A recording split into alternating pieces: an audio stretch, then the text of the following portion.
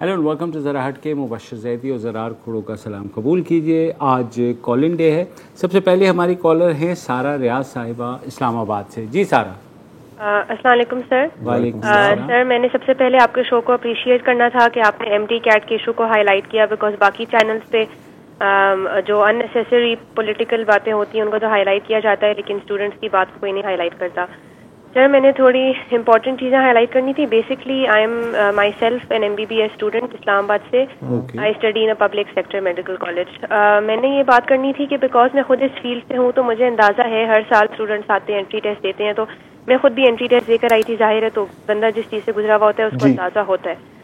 Sir, if you come across any medical student these days, हम सब अपने juniors पे जितना तरस खा लें उतना काफ़ी है कि उनके साथ कितना बुरा हुआ है कि हम अपना वक्त भूल जाते हैं। सर, मैंने कुछ इंपॉर्टेंट पॉइंट्स हाईलाइट करने थे। सबसे पहले तो ये है कि आप कोई भी कम्पिटिटिव एग्जाम देख ले, it makes no sense whatsoever कि आप 1 महीने के गैप में उसको ले रहे हैं। मैंने खुद सर, मेरी फ्रेंड्स में मेरे, जाहिर है बिकॉज हम इसी फील्ड से हैं तो हम जानते हैं लोगों को जो दे रहे होते हैं, हमसे भी गाइडेंस लेते हैं कि हमें गाइड कर दे, तो हमें अंदाजा होता है। तो मैंने अभी तक जितने बच्चे देखे हैं सर, इतनी बड़ी कॉन्ट्रडिक्टरी आप चीज़ें देखेंगे कि जो एक आज किसी ने दिया है तो उसको, अब मैं कल देख रही थी मुनीज़ा जहांगीर साहिबा के शो पे, there was a student who was saying कि मुझे सवाल आया था काइनेटिक एनर्जी का। आई मीन, ये तो वो चीज़ है जो किसी 9th क्लास के बच्चे को पढ़ाई जाती है कि काइनेटिक एनर्जी का फॉर्मूला क्या होता है। फिर किसी को इतने इजी क्वेश्चंस, किसी को इतने अजीब तरह के। अब someone was telling me from my friends कि उनके एक रिलेटिव को आया था सवाल। अब सर, आप खुद इसका लेवल आप देखें कि अगर एक बच्चा मेडिकल कॉलेज में जाना चाह रहा है, उससे आप रेस्पिरेटरी से पूछें, आप कार्डियो से पूछें, आप उससे एंडोक्रिनोलॉजी से पूछें, इस तरह के सवाल। उससे लिटरली द स्टेटमेंट वाज कि if Darwin had not presented the theory of evolution, what would he have presented. फिर अजीब उन्होंने इकोलॉजी के सवाल पूछे हुए हैं। अब इकोलॉजी का या डार्विन की थ्योरी अगर वो ना देता, इसका क्या ताल्लुक बनता है उस बच्चे का जो कि, sir, I have seen students जिनके 1070s फेडरल बोर्ड में आए हैं, 1070s में, 1080s में वो रह गए हैं, वो रो रहे हैं बैठ के। फिर सर, मैंने इस तरह के केसेस सुने हैं कि सुबह के जो है उनका आसान टेस्ट आ रहा है, शाम वालों का मुश्किल आ रहा है, आज का बहुत सिंपल आ रहा है, कल का अजीब कॉम्प्लिकेटेड आ रहा है। फिर कुछ बच्चों से उन्होंने बहुत रैंडम किस्म के सवाल पूछे हुए हैं कि जी लेजर टेक्नोलॉजी, फिर कुछ से इतने इजी क्वेश्चंस। फिर सर, जो फॉर्मूलाज होते हैं फिजिक्स में, अब हम सब ने तो जिस तरह से पढ़े हैं उसी तरह से ही पढ़े हैं, उसमें उन्होंने लिटरली जो एक बेसिक फॉर्मूला होता है उसके साइंस तक चेंज कर दिए हैं, क्रॉस की जगह स्टार लगा दिया है और स्लैश डाल दिया। बच्चों को समझ नहीं आ रहा कि ये स्लैश डिवीजन के लिए है या एक्सपोनेंशियल उसको, लेकिन सच अ वियर्ड वे कि वो किसी को समझ ही नहीं आ रहा। और सर, जो सबसे इम्पोर्टेंट चीज़ है कि जो नम्स का टेस्ट था, जो कि आई थिंक अभी इस वीकेंड को है, कि उसके लिए इन्होंने 3000 रुपीज़ नम्स वालों ने लिए थे। तो अगर इनको पहले ही अनाउंस करना था कि जो बच्चे एमडी कैट में फेल हैं वो नम्स नहीं ले सकते, तो ये ना लेते 3-3 हज़ार। मतलब बच्चों ने पहले 6000 इसके दिए, PMC के दिए, then they give 3000 for NUMS, and at the last moment you are telling them कि जी सॉरी आप फेल हो गए हैं तो आप नम्स का टेस्ट दे ही नहीं सकते। मतलब ये कितनी बड़ी ज्यादती है कि you are just taking 3000 from them and that goes to waste just because उन्होंने एक टेस्ट फेल कर लिया। दुनिया भर में लोगों के पास दूसरा तीसरा चांस होता है, एंड नम्स का तो कोई ताल्लुक ही नहीं बनता PMC के साथ, ना PMC का कोई ताल्लुक बनता है नम्स के साथ। और जो मैंने जितना सोशल मीडिया पे देखा है, आई एम नॉट श्योर, लेकिन what I heard is that जो उनके vice president Ali Raza, he is a lawyer, उनसे किसी को पूछना चाहिए कि आप लॉयर हैं तो आप क्यों, why are you dealing with Pakistan medical commission? आप उन लोगों को रखें ना जिनको इन मसलों का पता होता है। अब हम ये टेस्ट देकर आए हैं, हमें पता है कि ये कितना मुश्किल होता है या क्या। लेकिन सर ऑनेस्टली इस साल इन्होंने जिस किस्म का किया है, my heart goes out to them because this is so unfair कि इतने लाइक बच्चे रह गए हैं just because of their luck. It's purely luck. किसी को अच्छा मिल गया उसका हो गया, किसी को बुरा मिल गया उसका नहीं हुआ। तो सर आप प्लीज इस पे अगर आप हाईलाइट करें तो बच्चे बहुत ज्यादा होंगे। एक तो thank you for the appreciation, लेकिन मेरा ख्याल है कि हमने जो एमटी कैट पे शो किया था ना, वो थोड़ा सा लैकिंग था, ना काफ़ी था, क्योंकि हमने वो वीपी साहब को तो लिया था, लेकिन दूसरी साइड का point of view did not come across, और जाहिर है कि हम शायद उनकी नुमाइंदगी नहीं कर सके जिस तरह हमें करनी चाहिए थी। लेकिन तो आई थिंक इसको फिर दोबारा भी एक दफ़ा देखना होगा। और सारा का जो पॉइंट ऑफ व्यू है ना, आई एग्री विद इट कि आप सडनली चेंज कर देते हैं फॉर्मेट, और ये नहीं देखते कि बच्चे शुरू से क्या पढ़ते हुए आ रहे हैं। आप एज्यूम कर रहे हैं अगर ये सवाल पूछा है कि अगर डार्विन ने theory of the origin of the species नहीं पेश की होती तो उसने क्या पेश की होती? यार मुझे क्या पता है यार, कोई ये जवाब नहीं दे सकता कि अगर आइजैक न्यूटन ने थ्योरी ऑफ मतलब ग्रेविटी नहीं बनाई होती तो उसने क्या थ्योरी बनाई होती? मुझे क्या पता बिरयानी बनाने की थ्योरी बनाई होती? I have no idea. ये तो हाइपोथेटिकल है यार, ये तो एक क्रिएटिव राइटिंग का सवाल है, इसके मेडिसिन के साथ क्या ताल्लुक है? नहीं, बहुत कंप्लेंट्स आई हैं। अगर ये दुरुस्त है तो नहीं, बहुत कंप्लेंट्स आई हैं कि जो सवालात अगर ना होते तो क्या होते हैं। हाँ बिल्कुल, तो वो तो उसके ऊपर तो फिर फॉर अ फिलॉसफी पेपर मैं मान सकता हूँ, बड़ा अच्छा सवाल है यार, लेकिन और मसला ये है कि इस तरह के जो सवालात हैं उसके साथ आपने बाकी जो मेडिकल के सवालात हैं उनको भी करना है। और तो अगर आप इस तरह के बेवकूफ़ाना सवालों के ऊपर टाइम लगा देंगे तो बाकी पर्चा कौन करेगा? और फिर ये नम्स वाला भी इन्होंने बताया, देखिए आपने इतने पैसे ले लेते हैं आप, और जाहिर है ये नॉन रिफंडेबल होते हैं, जाहिर है, तो वो आपको पता है। तो बहरहाल it's a serious matter of concern. और एमडी कैट के स्टूडेंट्स अभी भी बैठे हुए हैं डी चौक में। आई होप के जो पीएमसी ने अनाउंस किया है कि वो एनालाइज करेंगे अगर कुछ गड़बड़ हुई है पेपर्स के अंदर, मगर खुद ही अगर आप मुनसिफ बनेंगे तो मेरा नहीं ख्याल कि आप इस चीज़ को देख सकते। प्राइम मिनिस्टर को इस चीज़ को देखना चाहिए, जो हेल्थ मिनिस्टर हैं, हेल्थ डिपार्टमेंट है, हेल्थ मिनिस्ट्री है, उसको भी इस चीज़ को देखना चाहिए, क्योंकि बच्चे हमारा मुस्तकबिल हैं। आप you can't just do this जिस तरह स्टूडेंट्स कह रहे हैं, तो इसके ऊपर तवज्जो देने की ज़रूरत है। बहुत शुक्रिया। राहिल अशर कराची से। जी राहिल भाई। जी अस्सलाम वालेकुम। वालेकुम अस्सलाम। अच्छा मुबशिर साहब, जवारपुर साहब, आज एक बात करूंगा। अभी जो इमरान खान साहब ने जो टर्किश मीडिया को इंटरव्यू दिया है, जिसमें उन्होंने कहा जी हम ये जो कलदम तहरीक तालिबान पाकिस्तान है उनको हम आम माफी का वो सोच रहे हैं। तो मेरा आपसे सवाल है कि देखिए ये पाकिस्तान के जो 80,000 से ज्यादा लोग शहीद हुए, जो हमारे आर्मी पब्लिक स्कूल के बच्चे शहीद हुए, जो हमारी लॉ इदारे को जो हैं जो हुए, हमारे आर्म फोर्सेस के जो लोग शहीद हुए, जिन्होंने अपने लगते जिगर इस मुल्क पे वार दिए, शहीद कर दिए, उनके साथ बेवफाई नहीं है कि जी आप उनको करें। 2008 से देखें कि हर गवर्नमेंट ने इनके साथ मुज़ाकरात किए और इन्होंने कुछ नहीं किया, एंड में हथियार उठा के पाकिस्तान के लोगों को मारा, शहीद किया। तो ये पाकिस्तान की रियासत और उसका आइन इजाजत देता है कि हम ऐसे लोगों के साथ मुज़ाकरात करने को आम माफी दे। कल को कोई भी उठ के 8-10 हज़ार लोग, 5,000 लोग इकट्ठे करे, हथियार उठाए, लोगों को मारे, फिर हुकूमत को कहे जी हम आपके साथ मुज़ाकरात करना चाहते हैं, आप हमें आम माफी दे दें। मेरा आपसे सवाल है कि ये क्या सोच ठीक है? ये क्या हमारे जो शहीद हुए हैं लोग, जिन्होंने अपने घर वाले सब शहीद कर दिए, क्या उनके साथ ये गद्दारी नहीं है क्या? बहुत शुक्रिया जी, अस्सलाम वालेकुम। अच्छा, इसमें दो बातें हैं। मेरा अपना ये ख्याल है कि देखिए इवेंचुअली आपको मेज़ पर बैठना होता है, मगर अगर आप बिल्कुल इस तरह बिछे जाएंगे तो मेरे ख्याल में आप थोड़ी कमज़ोरी दिखा रहे हैं।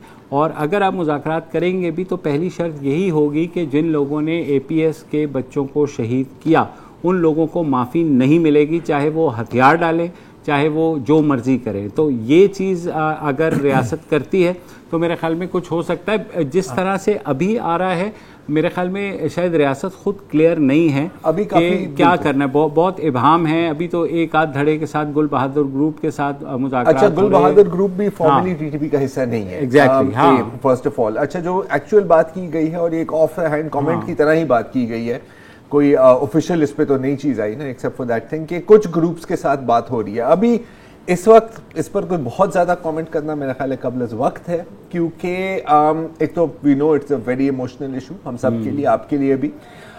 लेकिन कौन से ग्रुप्स, क्या टर्म्स एंड कंडीशंस हैं, मुज़ाकरात का मतलब मकसद क्या है, आप कहाँ जाना चाह रहे हैं, is it from a position of strength, is it from a position of weakness? तो ये बहुत अभी सवालात हैं। मेरा ख्याल है कि हालांकि मीडिया में हम इंतजार नहीं करते, हम तो इंस्टेंटली एनालाइज करने के चक्कर में होते हैं, लेकिन मेरा ख्याल है कि हमें 1-2 दिन इंतजार करना चाहिए।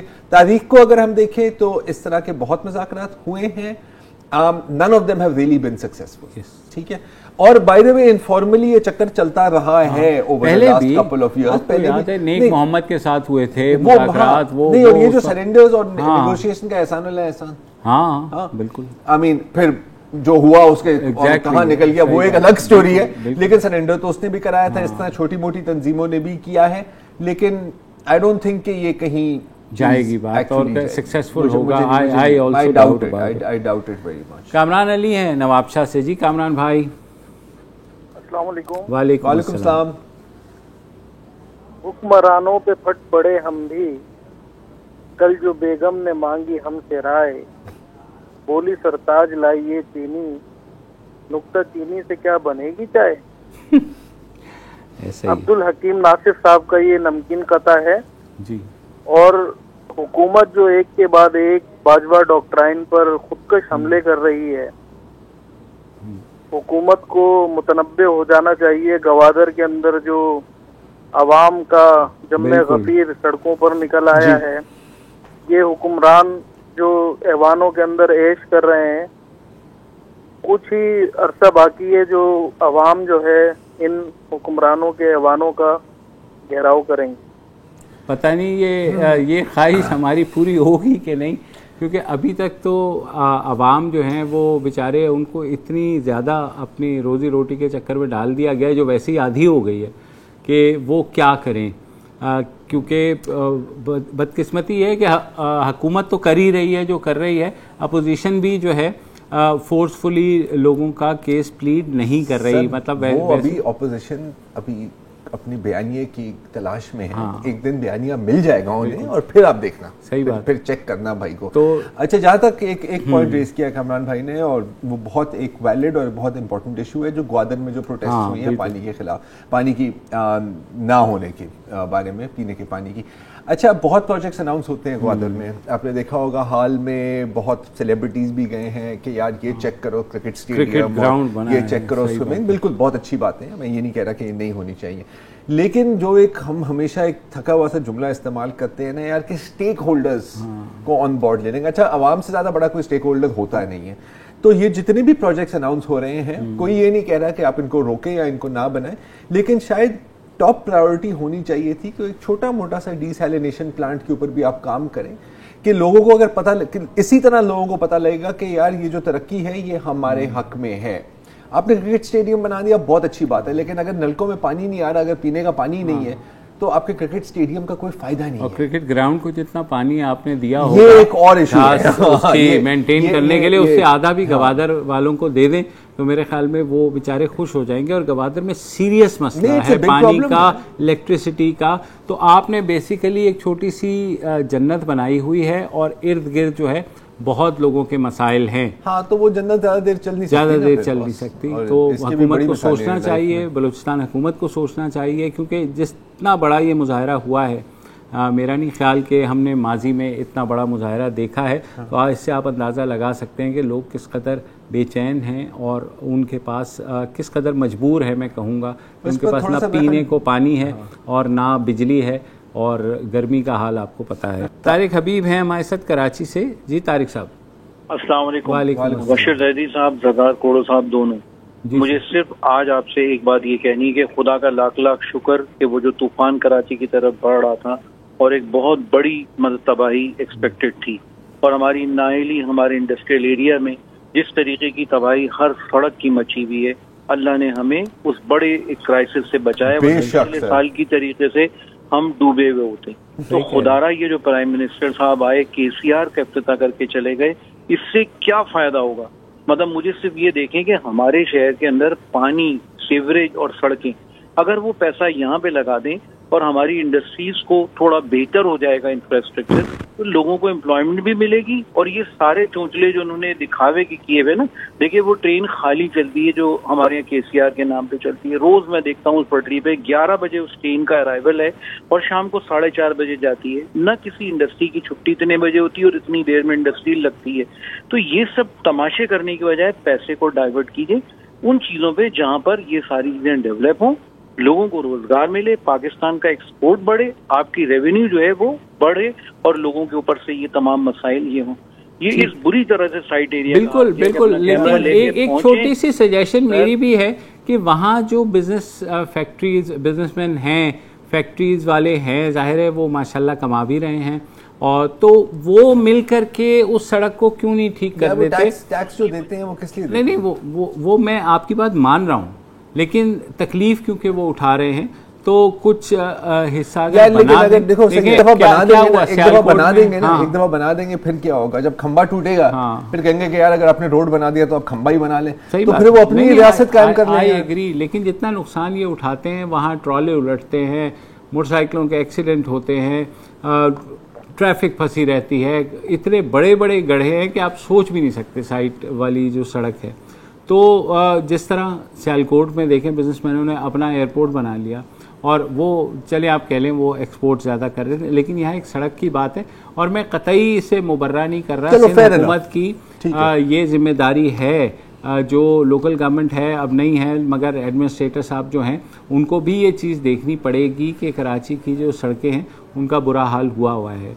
लेकिन बहुत ही मसलन जहाँ मैं रहता हूँ उसके घर के करीब भी जो 2-3 गलियाँ हैं जो शाहराह फैसल से अंदर जाती हैं, इतने गड्ढे हैं। वहाँ फेडेक्स का हेड ऑफिस है, हेड ऑफिस, ठीक है, और बहुत से ऑफिसेज हैं जिनका हेड ऑफिस है। तो अगर थोड़ी थोड़ी वो कर लें वहाँ पे अपना पैच, तो उनके लिए सहूलत होगी, बाकियों के लिए तो वो होगी। तो मेरे ख्याल में ये, क्योंकि देखें हुकूमत से आप मांगते रहें, हुकूमत नहीं देगी, और ये हमने देखा है। अगर हुकूमत ने देना होता, बनानी होती तो कब का बना चुकी होती और हाँ। और बात करें तो वो कहते हैं कि जनाब फेडरल गवर्नमेंट से फंड नहीं मिल रहे, हालांकि जितने फंड हैं अभी भाई उसी को सही जगह लगा दो। नहीं करना ना यार, हाँ, क्यों जबरदस्ती करवा रहे हो? इलेक्शन में वादे किस चीज़ पे करेंगे? क्या बस करने होते हैं वो वक्फा ले लीजिए।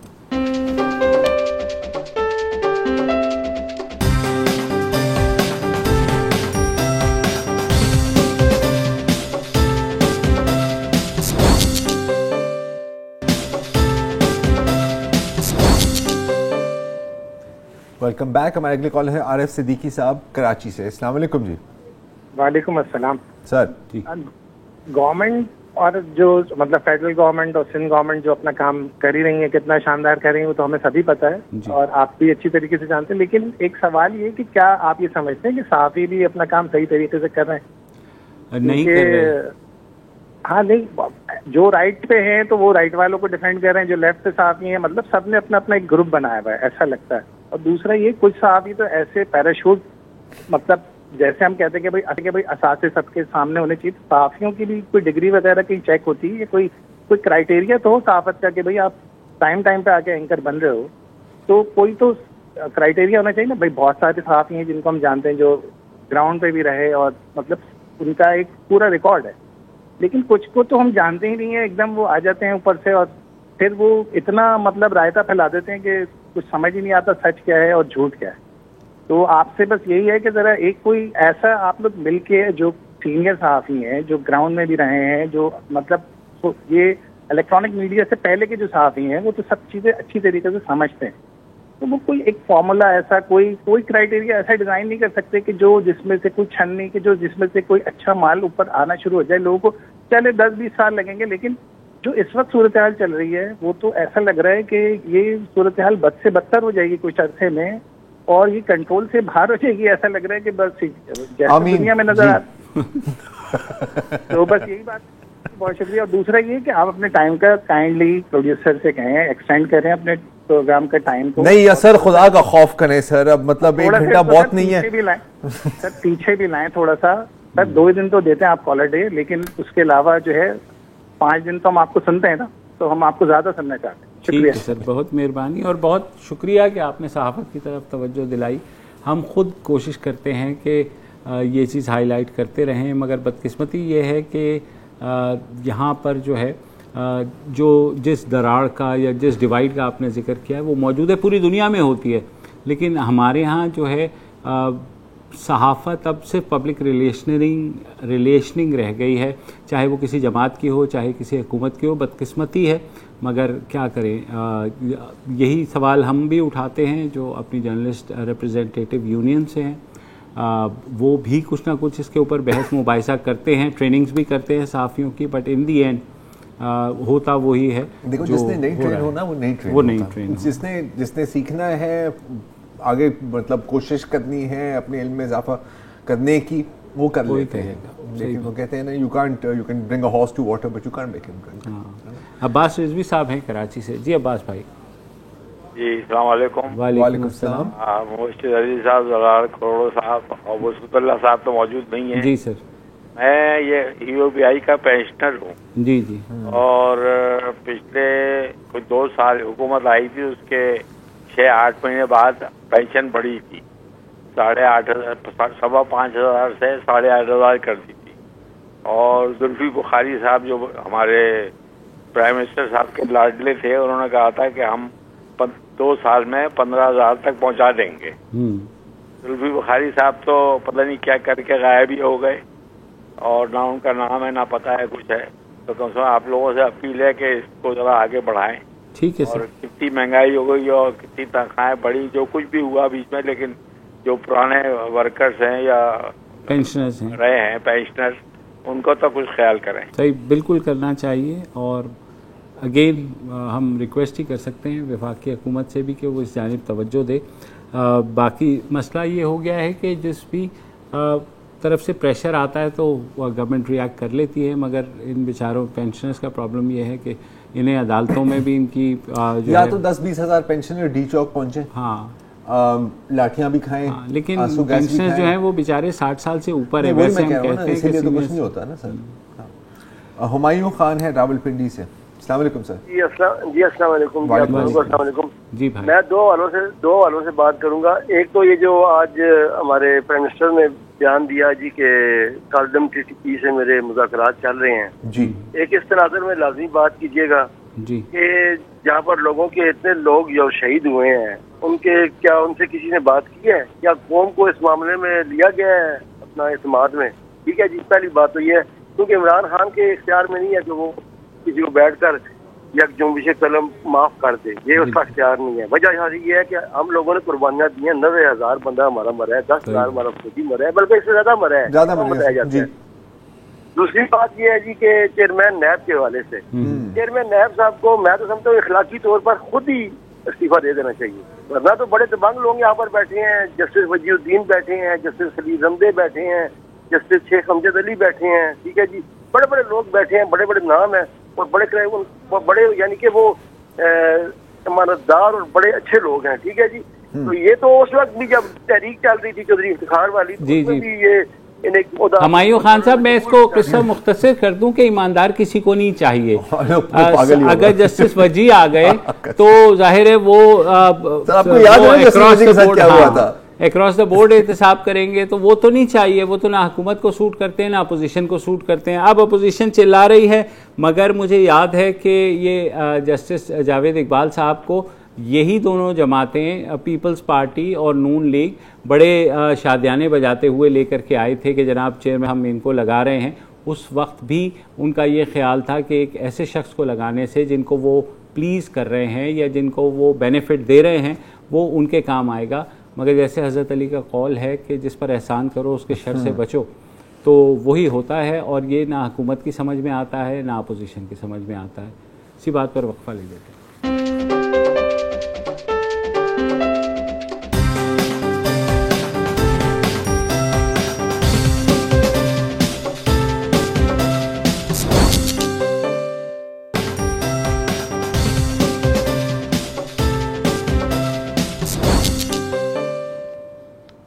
Welcome back. अगले कॉलर हैं बिलाल माजिद साहब कराची से। अस्सलाम वालेकुम जी। जी वालेकुम। आपने कहा था कि फेडेक्स का जिक्र किया था। जी बिल्कुल। उसके ऑफिस के पास खड्डे बहुत हैं और वहाँ पे उन गलियों में बहुत खड्डे हैं। यकीनन आप सही कह रहे हैं। क्या ये मुमकिन नहीं है कि उनको कोई टैक्स रिलीफ दिया जाए? अगर कोई कंपनी इस तरह का काम करती है तो उसको टैक्स रिलीफ मिलेगा। बिल्कुल देना चाहिए। इंसेंटिव इस तरह का हो सकता है।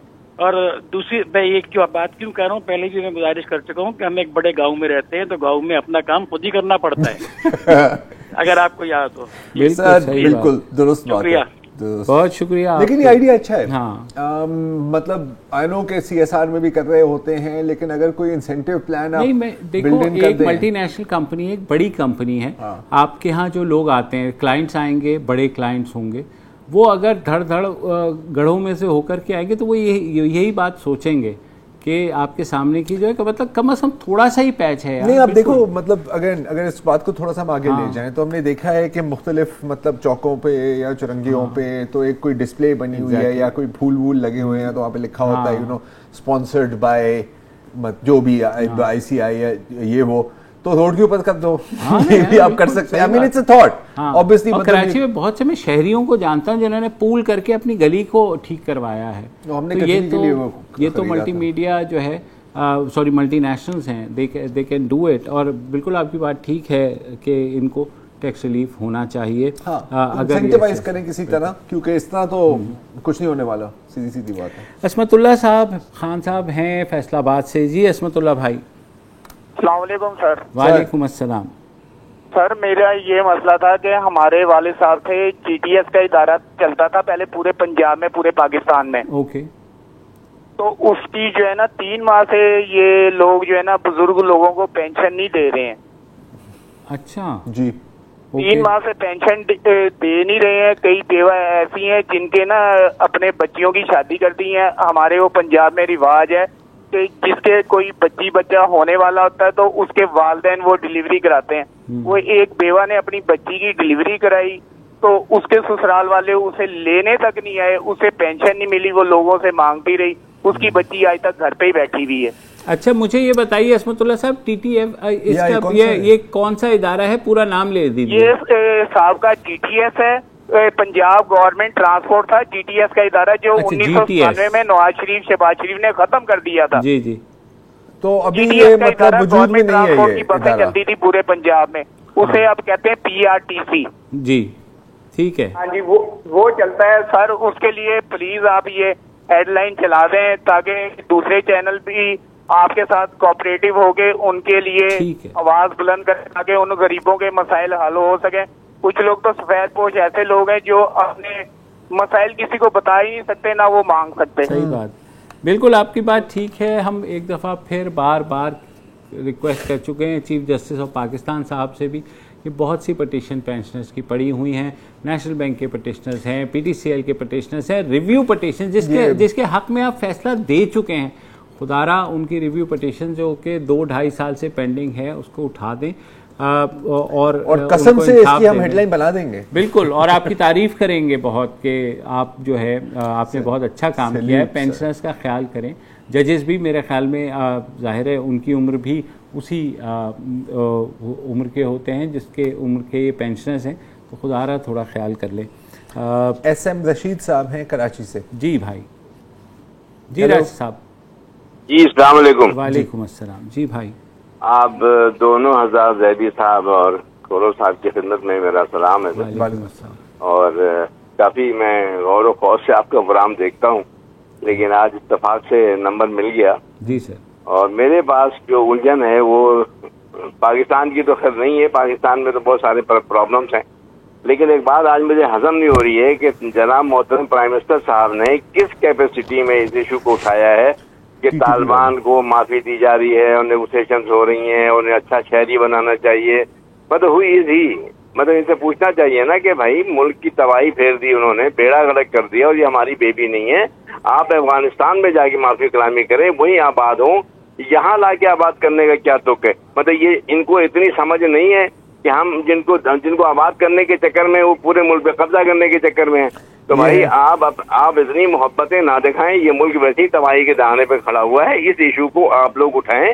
आप दोनों हमारे लिए मोहतरम हैं और मैं तकरीबन 20 साल मुस्लिम अखबार में काम करता रहा और मुख्तलिफ अखबारों में, और मैं इसी सब मतलब परस्ती और सियासत और झूठ को देख के मैं किनारे कशी इख्तियार कर ली और अब मैं बोलता भी नहीं हूँ। हाँ, कभी कभी सेमिनार में कुछ बोल देता हूँ।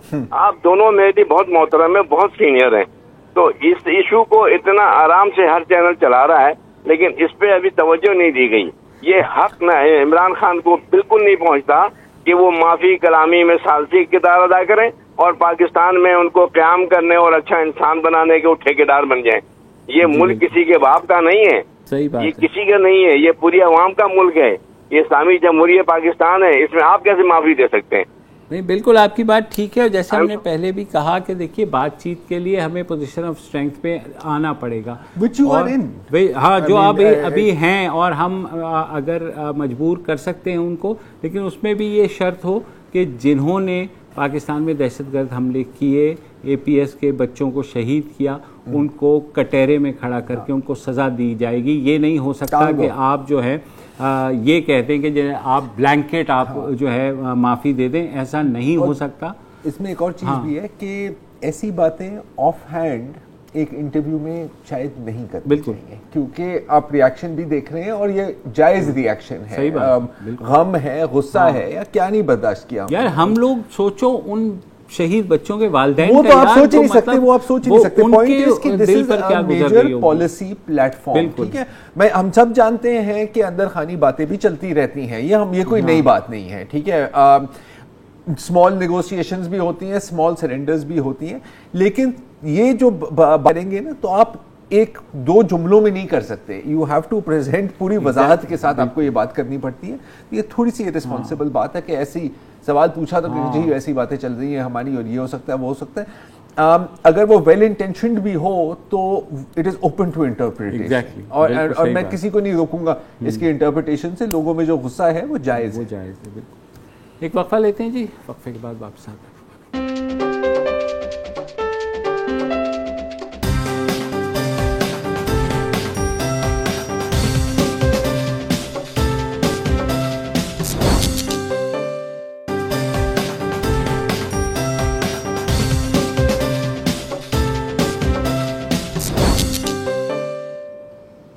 Welcome back. गुलाम मोहम्मद साहब हैं कराची से। जी भाई।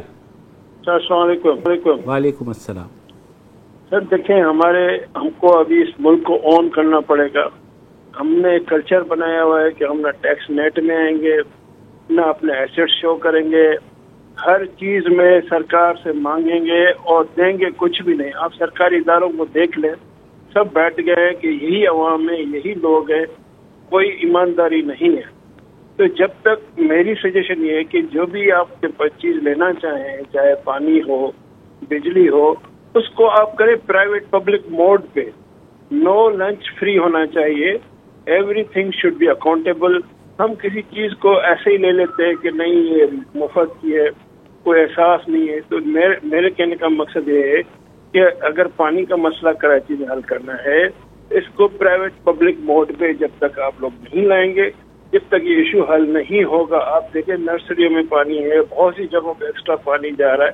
तो यही तो हम अब यहाँ के ही लोग हैं ना जो ये सारी चीजें करते हैं। थैंक यू जी। बिल्कुल आपकी बात ठीक है, लेकिन मसला ये है कि जब वो बात कर रहे थे रोडों का, वो भी एक तरह से यही फॉर्मूला है। लेकिन जहाँ तक टैक्स एक्ट की बात है, तो जब हुकूमतें खुद एमनेस्टी देना शुरू कर देंगी, और ये वाहिद हुकूमत नहीं है जिसने एमनेस्टी दी है, इससे पहले भी हुकूमतों ने एमनेस्टी दी है, और बाद में उनको क्लियर कर देते हैं। बड़े बड़े जो टैक्स चोर हैं वो एमनेस्टी का फ़ायदा उठा लेते हैं, और इन दी एंड जो है हुकूमत के पास कुछ नहीं मिलता। 2% ले करके 10% ले करके आप वो कर लेते हैं।